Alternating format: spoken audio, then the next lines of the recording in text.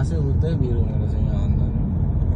यहाँ फोटो खींचना तो दे दो पैसा खाते अपन जाने हमारा दिखे यार अब वो रोड में उल्टा रोड वो रोड में जाएगा तो बहुत ट्रैफिक है, इसलिए मैं उधर से चल के आ गया।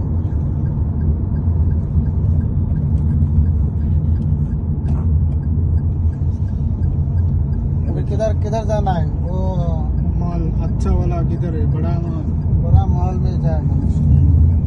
मॉल में जाएगा, थोड़ा उधर घूमेगा, फिर उधर कोई रेस्टोरेंट हो तो खाएगा, फिर निकल जाएगा। बस उतना ही काम है, कुछ नहीं।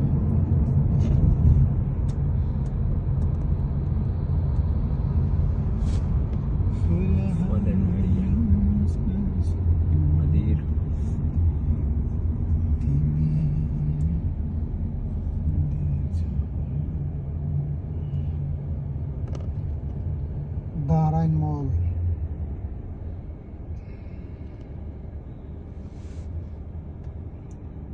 दौरान मॉल मैं पहले गया भाई उधर। नारायण मॉल।